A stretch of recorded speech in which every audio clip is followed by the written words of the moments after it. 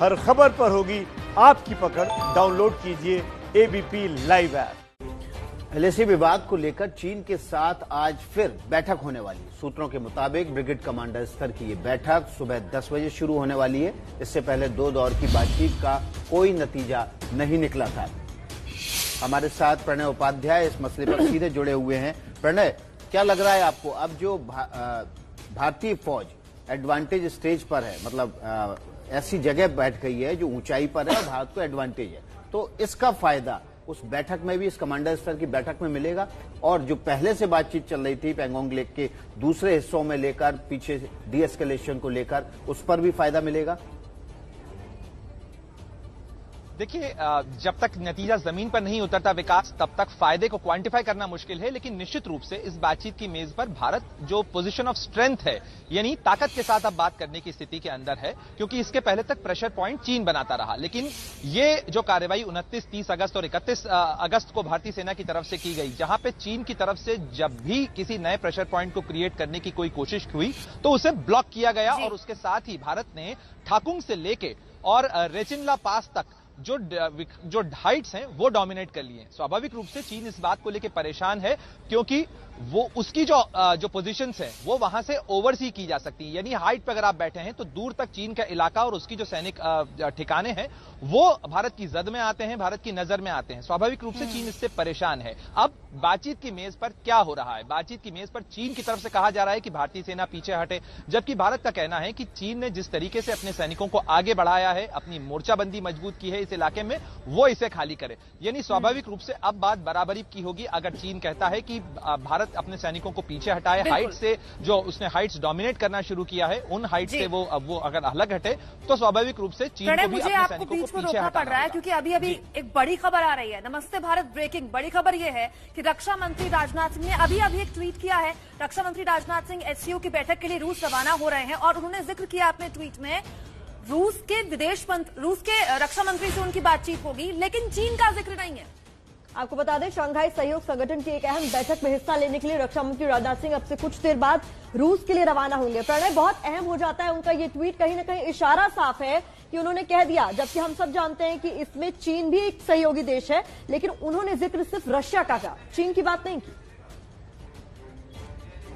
जी, स्वाभाविक रूप से रशिया की मेजबानी के अंदर यह बैठक हो रही है। बैठक का महत्वपूर्ण इसलिए भी हो जाती है क्योंकि बीते 4 महीनों से भारत और चीन के बीच में जो सीमा तनाव चल रहा है, उसके बीच पहली बार किसी संगठन, किसी बहुपक्षीय संगठन के मंच पर भारत और चीन के रक्षा मंत्री एक साथ होंगे। लेकिन दोनों के बीच में किसी द्विपक्षीय मुलाकात का फिलहाल कोई कार्यक्रम नहीं है। 3 तारीख को रूस के रक्षा मंत्री शोइगु के साथ में भारतीय रक्षा मंत्री राजनाथ सिंह की मुलाकात होनी है। 4 तारीख को जो एससीओ के रक्षा मंत्रियों की बैठक होनी है। काफी महत्वपूर्ण है यह बैठक एससीओ के अंदर, जिसमें पाकिस्तान, भारत, चीन, रूस और सेंट्रल एशियन के जो उज्बेकिस्तान, कई कंट्रीज जो हैं इसमें, कजाकिस्तान, किर्गिस्तान, ये सारे कंट्रीज इसके अंदर शामिल हैं। शंघाई सहयोग संगठन की स्थापना चीन की तरफ से उसके प्रस्ताव पर हुई थी, लेकिन इसका दायरा काफी व्यापक है, नया संगठन है। लेकिन इसमें चीन के रक्षा मंत्री के साथ भारतीय रक्षा मंत्री की किसी मुलाकात का न होना यह बताता है कि भारत इस समय में बात तब करने के लिए राजी होगा जब जमीन पर चीन के वादे और इरादे कारगर होते हुए नजर आए। अगर वो नहीं होते हैं तो किसी स्तर की बातचीत का फिलहाल कोई मतलब नहीं है इस तरीके के मंच पे। जी, तो संवाददाता प्रणय लगातार हमारे साथ बने हुए। इसके अलावा हमारे साथ रक्षा विशेषज्ञ retired major general SP Sinha ji भी जुड़ गए।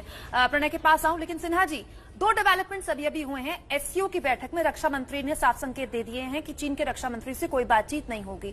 दूसरी, आज चुशुल में 10 बजे फिर कमांडर लेवल की बैठक होने वाली है। दोनों डेवलपमेंट्स को कैसे देख रहे हैं? देखिए, पहला चीज तो है कि जब रक्षा मंत्री जी ने फैसला किया है कि वो अपने चाइनीज काउंटर पार्ट से नहीं मिलेंगे, तो संदेश बहुत साफ है कि कुदृष्टि और बातचीत बहुत ऊंचे स्तर पे हो ही नहीं सकती है। पहले अपने नियत को साफ करना पड़ेगा चीन को, तभी बातचीत संभव है। तो ये जो डिनायल है ना, किसी को आप नेग्लेक्ट कीजिए तो उसका प्रभाव मनोवैज्ञानिक तरीके से पड़ता है। तो ये नेग्लेक्ट की जो स्ट्रेटजी हमारे रक्षा मंत्री जी की है वो बहुत अच्छी है कि चीन के डिफेंस मिनिस्टर को नेग्लेक्ट करो, उससे बात ही मत करो। जब आप इस तरह से नेग्लेक्ट करती हैं तो मनोवैज्ञानिक दबाव तो आता ही। अब दूसरी बात आते हैं कि बातचीत जो चल रही है मोल्डो में और ब्रिगेड कमांडर लेवल पे, देखिए, मेरा अपना विश्वास है कि मुझे नहीं लगता है कि कुछ सफलता मिलने वाली है। जी। चीन का स्ट्रेटजी है कि बातचीत के माध्यम से हिंदुस्तान को टायर आउट करो और मुद्दा को, फालतू मुद्दों को उठाते रहो। देखिए, चीन की जो ग्रैंड स्ट्रेटजी वो आपको समझने की जरूरत है। चीन की ग्रैंड स्ट्रेटजी है कि सलामी स्लाइसिंग टेक्निक करके हिंदुस्तान के जमीन को inch by inch, kilometre by kilometre हथियाओ। ये उसकी स्ट्रेटजी है और वो शेमलेस है, बेशर्म देश है। वो इसी स्ट्रेटजी को फॉलो करता है। जहां हिंदुस्तान मजबूत होता है वहां वो फिर शांति की बात करना शुरू कर देता है। ये सब शांति की बात, ये सब बात जो है, ये कंफ्यूजन, ये गुमराह करने वाला स्ट्रेटजी है। जी सिन्हा साहब, बिल्कुल बहुत अहम बात आप कह रहे हैं और इसीलिए बहुत जरूरी हो जाता है कि सीमा डिफाइन की जाए। प्रणय उपाध्याय भी हमारे साथ लगातार बने हुए हैं। प्रणय, दुनिया भर में चीन के खिलाफ गुस्सा है। पाकिस्तान को छोड़ दे तो लगभग हर पड़ोसी के नाक में उसने दम कर रखा है। अब जो स्ट्रेटेजिक बढ़त इंडिया ने बनाई है एलएसी पर, वो चीन से पुराने हिसाब चुकता करने में कितने अहम माने जाए?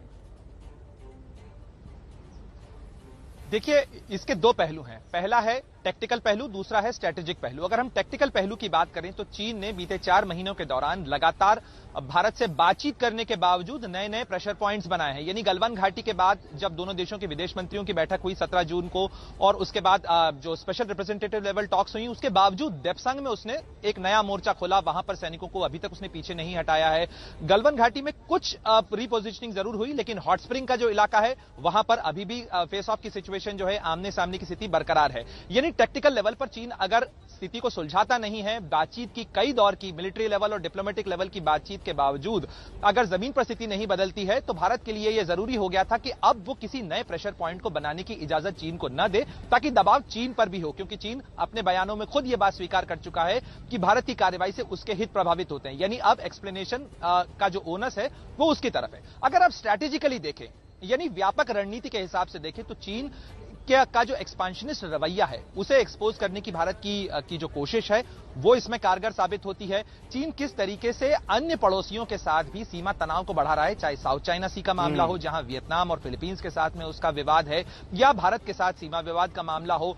घाव रूस के भी पुराने हैं इस मामले को लेकर, जिस तरीके से चीन ने उसकी जमीन हथियाने की कोशिश की थी। ये सारा जो जियोपॉलिटिक्स है ये चीन के ऊपर दबाव बढ़ाता है। और खासतौर पर अमेरिका जिस तरीके से इंडो पैसिफिक के अंदर एक स्ट्रेटेजिक फोकस बढ़ाने की कोशिश कर रहा है, डिप्लॉयमेंट कर रहा है, क्वाड को नाटो जैसा संगठन बनाने की भी कोशिश और एक प्रस्ताव अमेरिका की तरफ से बढ़ाया गया है। तो ये डेफिनेटली एक जियोपॉलिटिकल दबाव चीन के ऊपर बढ़ाता है। अगर आप हाल में चीनी मीडिया, खासतौर पर ग्लोबल टाइम्स के आर्टिकल्स को देखें तो वो साफ बताते हैं कि चीन में इस चीज को लेकर कितनी चिंताएं हैं या कितनी घबराहट है। वो बार बार ये बताने या दिखाने की कोशिश कर रहा है। ये चिंताएं और घबराहट, प्रणय, हम आपसे अपडेट और भी लेंगे अभी। ये चिंताएं और घबराहट चीन को क्यों है और कैसे भारत ने अपने जो लूप होल्स थे उनको और ज्यादा मजबूत कर लिया है, वो दिखाते हैं आपको। भारत चीन के बीच 3488 किलोमीटर लंबी एलएसी यानी लाइन ऑफ एक्चुअल कंट्रोल है, जिसमें पूर्वी लद्दाख से सटी है करीब 826 किलोमीटर लंबी एलएसी। इस एलएसी पर अब इन्फेंट्री के साथ साथ मैकेनाइज्ड इन्फेंट्री, टैंक, तोप और मिसाइल भी मुस्तैद हैं। चीन की चालाकियों से निपटने के लिए भारतीय सेना पूरी तरह एलएसी पर निगाह रखे हुए है।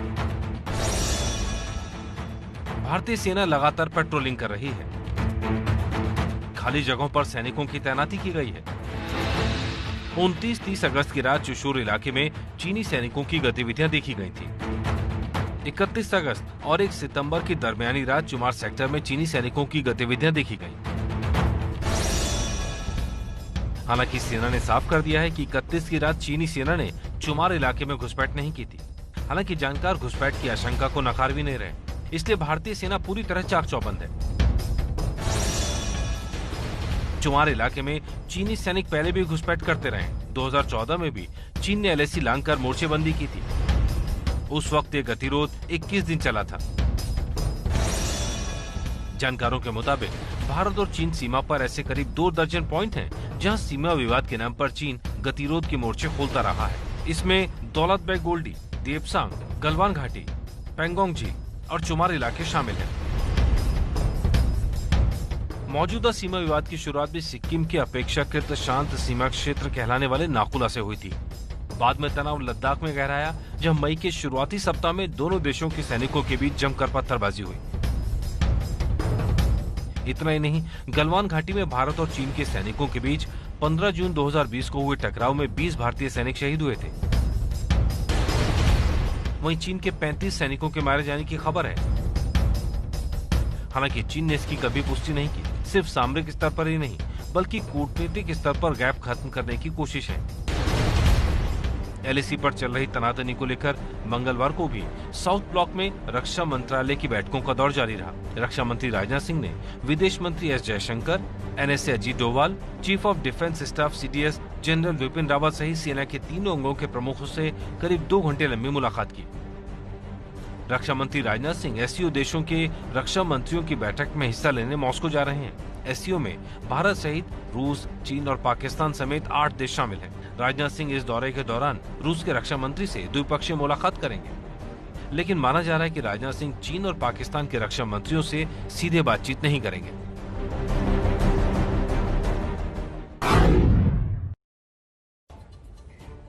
रक्षा विशेषज्ञ एसपी सिन्हा साहब के पास चलते हैं। सिन्हा साहब, भारत की जो सॉफ्ट स्टेट की छवि थी उससे वो बाहर निकल रहा है। पाकिस्तान पर 2 सर्जिकल स्ट्राइक किए, लेकिन चीन ये नहीं समझ पाया कि भारत उसके ऊपर भी एग्रेसिव होकर अपनी रणनीति बदलकर काफी एग्रेसिव होकर उसकी सीमा में भी घुस सकता है। इस बार अहंकार टूट गया चीन का। एकदम देखिए, जैसा आपने कहा कि हिंदुस्तान की छवि काल में थी पैसिव स्टेट और चीन अपनी मनमानी करता था। मुझे याद है कि जब इंडियन आर्मी एक रोड बना रही थी तो चीन ने डिफेंस मिनिस्टर से बात किया, मिस्टर एंटोनी से। मिस्टर एंटोनी ने कहा कि रोड को तोड़ दो, रोक दो। जब इस तरह चीन सफल होता था भूतकाल में तो उसका तो मनोबल बढ़ता था। एक चीनी जो है वो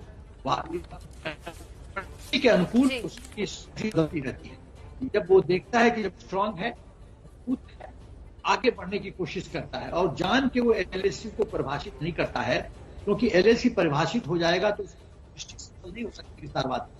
तो हिंदुस्तान के पूरे प्रयत्न के बाद भी वो एलएसी को परिभाषित होने नहीं देता है। इसका मतलब है कि जो जहां बैठ गया वो जमीन उसका हो गया। गांव में जमीन किसी का नहीं है, जो उस जमीन पे बैठ गया वो उसका हो गया।